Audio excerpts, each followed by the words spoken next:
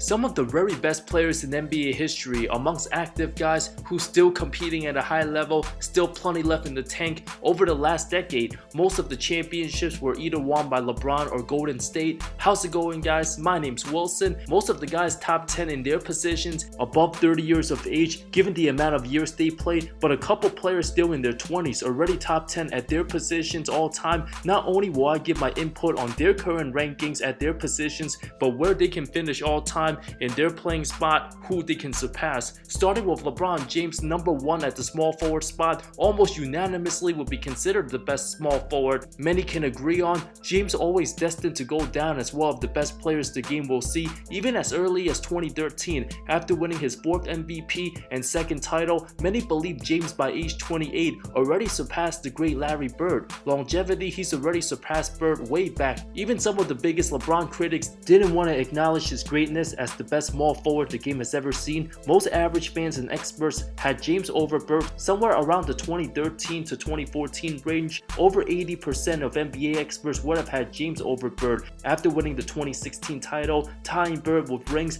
having a head start out of high school. James already surpassed Bird in total points before his 29th birthday. The total numbers, all-star appearances, first teams, and games played, James will be ranked number 1 amongst many categories. There were still a few who believed James didn't surpass Bird even with his body of work year after year, but after winning title number 4 in 2020 and having more rings than Bird, there's only one guy you can make a strong claim who's better than LeBron all time. It will be nearly impossible for any future player to surpass LeBron at the small forward spot.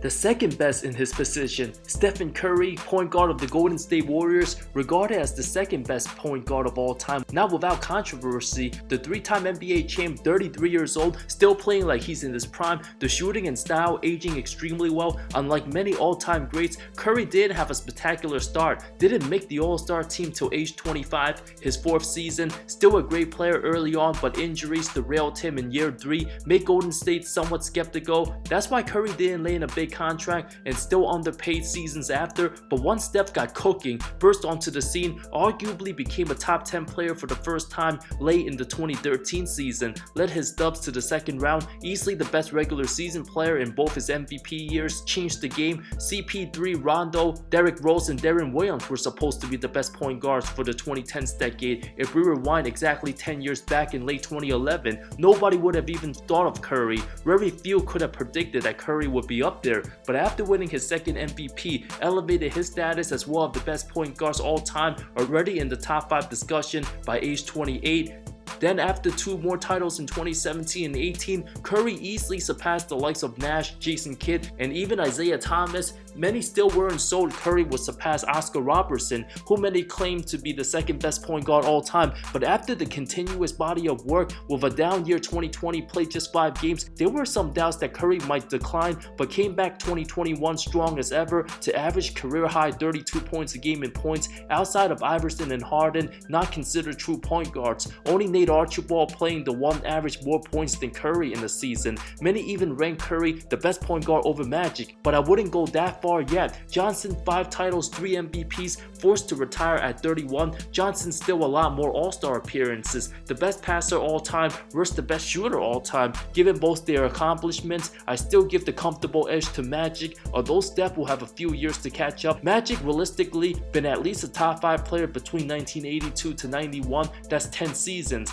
and would have likely continued being a top 5 player for 2 more years if he didn't get sick. Curry will have plenty to catch up if he wants to surpass Magic. 3rd best small forward all time, Kevin Durant, age 33, in pursuit for title number 3, still 1 ring short of Bird, although he surpassed Bird in regular season games played, 1 MVP, 2nd place 3 times, Bird 2 more most valuable player awards, 4 2nd place finishes, Durant the better scorer, but Bird the greater all-around player with the passing, Bird 9 All-NBA first teams, Durant 6, KD the better one-on-one player, but Larry Legend demoralized teams and was the clear-cut best player in the association for 3 seasons, better than Magic until 87. While you can have a case, Durant might very well be the best player in the game for 2021, but not by that much over the likes of Giannis and Steph. If KD wins 2 more rings and 1 more Finals MVP, 1 more regular season MVP, and still a superstar for the next 3 to 4 years, it's still possible Durant might surpass the French Lick phenom. KD somewhat belongs in the Bird conversation, but needs to win a ring in Brooklyn to continue those talks.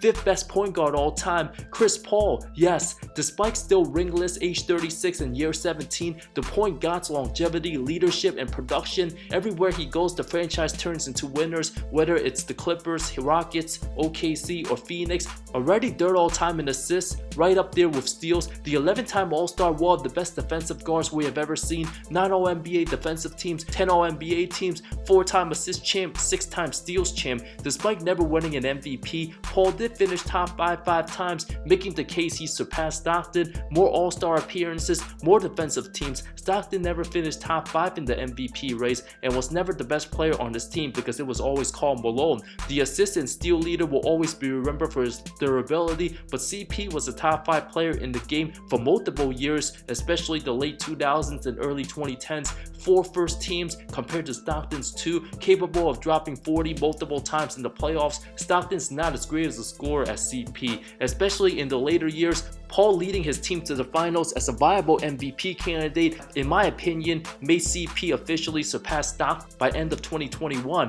While Nash has the 2 MVPs, never led Phoenix to the finals. Some instances unlucky breaks, although Nash the better shooter in his prime, Paul's defense way more superior. Paul 3 more All-Stars than Nash, 1 more first team. Nash didn't fully unlock his full potential till Phoenix at age 30. While Paul was already a top 5 player by his 3rd season, I like Nash's offense better, but Paul's D combined with strong leadership just as great as Nash makes me rank CP a little higher. And of course the great Jason Kidd, super debatable. Kidd 1 more first team, but only 6 total All-NBA selections, that's 4 less than Paul. Each made 9 defensive teams, passing very even, but Paul the better scorer, shooter, and efficient offensive player. Although Kidd played more in the defensive era, nobody shot the ball that well in the early 2000s. Although Kidd was closer to winning an MVP and won a title with Dallas at age 38, the latter part of Kidd's career not as good as Paul. I give Paul a slight edge over Kidd, but not better than Isaiah, Oscar, Steph, or Magic.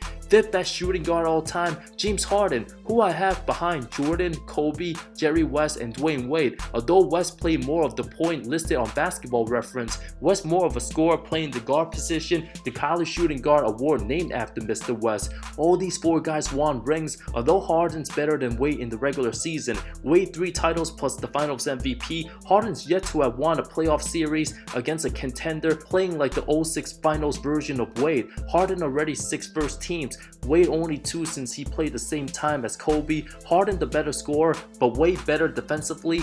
The Beard will need some championships and playoff success to truly be in the conversation with Wade. While Jerry West elevated his play and went bananas in the playoffs, Harden tends to regress in the postseason. At this point, Harden likely will never catch Kobe or MJ, already surpassed Iverson in my book. Although Iverson made 1 finals as the man, many of Harden's losses in Houston came into the hands of the Warriors all-time team. A slight possibility Harden can surpass Steve Wade, but needs the rings to back it up. Giannis Antetokounmpo, 7th best small forward all time as he reaches age 27 by the end of 2021. Of course, Duncan, Garnett, Malone, Barkley, and Nowitzki still ahead of the Greek Freak. Giannis can very well surpass all of them, but not likely Duncan. Will have some work to do to catch Bob Pettit. Pettit an 11-time All-Star, both 2 MVPs, Pettit 10 first teams, the best player in the 50s before the breakout of Russell and Chamberlain. Giannis already has as many MVPs as Duncan, Malone, and Pettit. If Giannis can win another title, will likely surpass the likes of Barkley, Garnett, and Nowitzki. His work ethic makes it possible to crack near the top 5 all-time in his position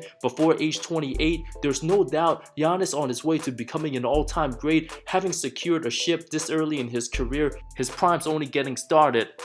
Kawhi Leonard, 9th best small forward for now, will be inching closer to the top 5 behind LeBron, Burt Durant, Elgin Baylor, Julius Erving, John Havlicek, Rick Barry, and Scottie Pippen. I do believe Leonard will be good enough to finish his career near Dr. J level. Another ring he'll surpass Havlicek, Barry, and likely Pippen.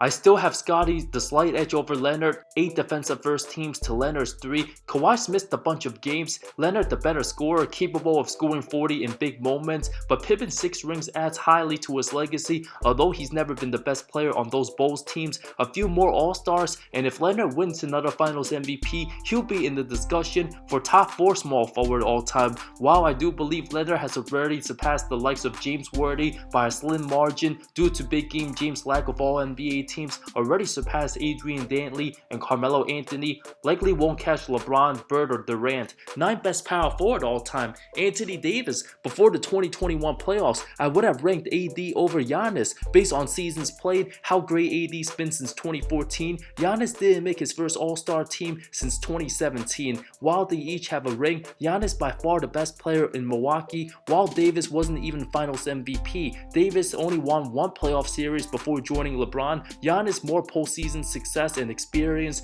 already capable of leading his team to the best regular season record twice. AD doesn't seem healthy enough to ever be capable as a first option having the best record. Davis more first teams, Giannis more defensive first teams. Davis might have more rounded skills, but doesn't have Giannis's work ethic and hunger. His body at times too fragile to take contact. Giannis keeps improving every year, a better passer, better leader, more hungry and reliable. While Davis still has a chance to become a top 5 power forward all time when it's said and done, I still have the great Kevin McHale, who's played 13 seasons and 3 championships, still a hair above Anthony Davis. Russell Westbrook, Mr. Triple-Double, 9th best point guard all time, can absolutely move up if he's able to win a ring. Although his numbers look impressive on paper, the turnovers, recklessness, year after year, postseason after postseason, his emotions tend to get the best of him in critical moments, bricks too many jumpers. The resume, excelente, 9 All-Stars, 2-time scoring champ, 3-time assist champ, 9 All-NBA teams, and MVP. Russ's numbers doesn't come without controversy. After KD left, 4 first-round exits each of the next 5 years, barely even beat Paul's Thunder, while CP with a weaker OKC team found more regular season success and gotten further in the playoffs than Russ in the post-KD era, even playing with Paul George for a couple seasons. CP3's impact far more greater than Russ's eye-popping numbers. I also have J. Kidd, Steve Nash, and Stockton over Russ. Paul, Kidd, and Nash didn't have the luxury early in their careers to play with a superstar like a Durant. Russ also tends to look like a monster mid-season,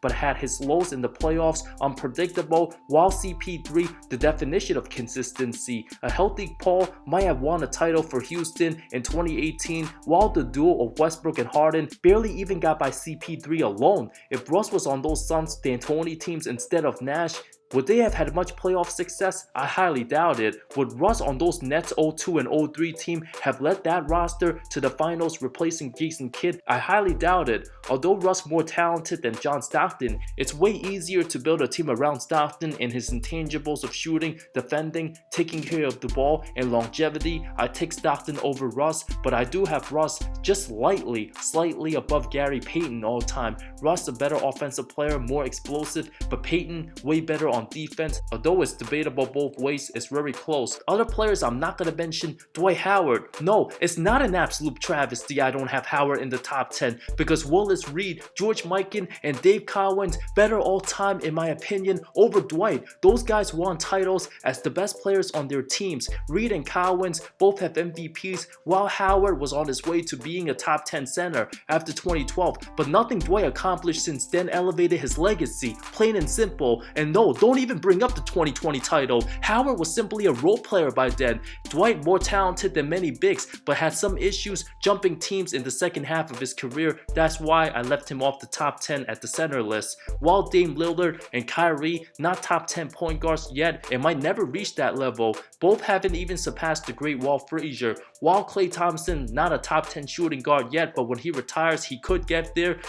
And Carmelo Anthony, not a top 10 small forward in my opinion, but in the top 15. Thank you so much for watching this video. What are your thoughts on my list? Let me know in the comments below what you disagree with. I love to know your thoughts. Thanks again so much again. I love all of you. See you next time.